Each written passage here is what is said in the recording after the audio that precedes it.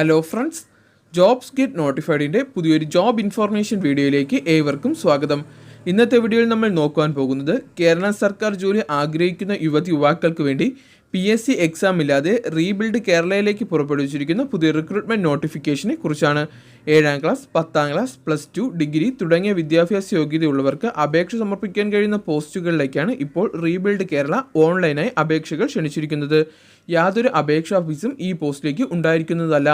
അപ്പോൾ യോഗ്യരായ യുവാക്കൾക്ക് ഈ പോസ്റ്റിലേക്ക് ഓൺലൈൻ വഴി അപേക്ഷകൾ സമർപ്പിക്കാൻ സാധിക്കുന്നതാണ്. കൂടാതെ യോഗ്യരായ നിങ്ങളുടെ സുഹൃത്തുക്കൾക്കും കുടുംബാംഗങ്ങൾക്കും ഈ അവസരം ഷെയർ ചെയ്ത് കൊടുക്കുക. അവർക്കും ഉപകാരപ്പെടുന്നതായിരിക്കും.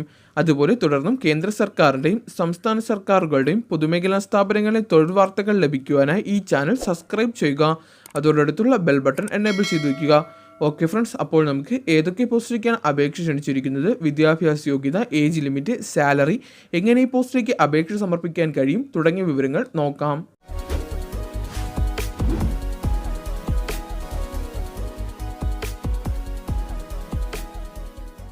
കേരള സർക്കാർ ജോലി ആഗ്രഹിക്കുന്ന യുവാക്കൾക്ക് വേണ്ടി റീബിൽഡ് കേരളയാണ് ഇപ്പോൾ പുതിയ റിക്രൂട്ട്മെൻറ്റ് നോട്ടിഫിക്കേഷൻ പുറപ്പെടുവിച്ചിരിക്കുന്നത്. ഈ പോസ്റ്റിൻ്റെ ഓൺലൈൻ ആപ്ലിക്കേഷൻ തുടങ്ങുന്നത് ഏപ്രിൽ 13, 2022 മുതൽ ഏപ്രിൽ 27, 2022 വരെയാണ് ഈ പോസ്റ്റിലേക്ക് ഓൺലൈനായി അപേക്ഷകൾ സമർപ്പിക്കാൻ സാധിക്കുന്നത്.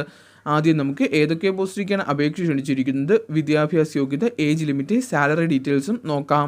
ഒന്നാമത്തെ പോസ്റ്റ് വരുന്നത് IT ഓഫീസറാണ്. ഈ പോസ്റ്റിലേക്ക് വിദ്യാഭ്യാസ യോഗ്യത വരുന്നത് MTech അല്ലെങ്കിൽ ME അല്ലെങ്കിൽ BTech അല്ലെങ്കിൽ BE അല്ലെങ്കിൽ MCA അല്ലെങ്കിൽ MSc കമ്പ്യൂട്ടർ സയൻസ് വിദ്യാഭ്യാസ യോഗ്യതയുള്ളവർക്ക് ഈ പോസ്റ്റിലേക്ക് അപേക്ഷകൾ സമർപ്പിക്കാൻ സാധിക്കുന്നതാണ്. ഈ പോസ്റ്റിൻ്റെ മാക്സിമം ഏജ് ലിമിറ്റ് വരുന്നത് 30 വയസ്സ് വരെയാണ്. ഈ പോസ്റ്റിലേക്ക് മന്ത്ലി സാലറിയായി ലഭിക്കുക 32,560 രൂപയായിരിക്കും. അടുത്ത പോസ്റ്റ് വരുന്നത് ക്ലർക്കാണ്. ഈ പോസ്റ്റിലേക്ക് വിദ്യാഭ്യാസ യോഗ്യത വരുന്നത് 10ാം ക്ലാസ് മാത്രമാണ്. കൂടാതെ തത്തുല്യ യോഗ്യതയുള്ളവർക്കും ഈ പോസ്റ്റിലേക്ക് അപേക്ഷകൾ സമർപ്പിക്കാൻ സാധിക്കുന്നതാണ്. ഈ പോസ്റ്റിൻ്റെ മാക്സിമം ഏജ് ലിമിറ്റ് വരുന്നത് 25 വയസ്സ് വരെയാണ്.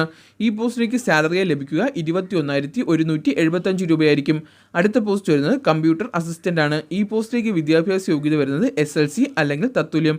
കൂടാതെ ഇംഗ്ലീഷിലും മലയാളത്തിലും KGTT സർട്ടിഫിക്കറ്റ് ഉള്ളവർക്കാണ് ഈ പോസ്റ്റിലേക്ക് അപേക്ഷകൾ സമർപ്പിക്കാൻ സാധിക്കുന്നത്. ഈ പോസ്റ്റിൻ്റെ മാക്സിമം ഏജ് ലിമിറ്റായി വരുന്നത് 25 വയസ്സാണ്. മന്ത്ലി സാലറിയായി ലഭിക്കുക 21,175 രൂപയായിരിക്കും. അടുത്ത പോസ്റ്റ് വരുന്നത് ഓഫീസ് അസിസ്റ്റൻ്റ് ആണ്. ഈ പോസ്റ്റിലേക്ക് 2 വാക്കൻസിയാണ് നിലവിൽ റിപ്പോർട്ട് ചെയ്തിരിക്കുന്നത്. ഈ പോസ്റ്റിലേക്ക് മിനിമം 7ാം ക്ലാസ് വിദ്യാഭ്യാസ യോഗ്യതയുള്ളവർക്ക് അപേക്ഷകൾ സമർപ്പിക്കാൻ സാധിക്കുന്നതാണ്. ബിരുദമുള്ളവർക്ക് ഈ പോസ്റ്റിലേക്ക് അപേക്ഷകൾ സമർപ്പിക്കാൻ സാധിക്കുന്നതല്ല. ഈ പോസ്റ്റിൻ്റെ മാക്സിമം ഏജ് ലിമിറ്റ് വരുന്നത് 25 വയസ്സാണ്. മന്ത്ലി സാലറിയായി ലഭിക്കുക 18,390 രൂപയായിരിക്കും.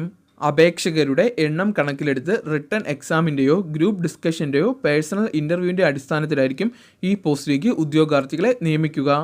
ഈ പോസ്റ്റിലേക്ക് ഓൺലൈനായി അപേക്ഷ സമർപ്പിക്കാൻ കഴിയുന്ന അവസാന തീയതി ഏപ്രിൽ 27, 2022 വരെയാണ്.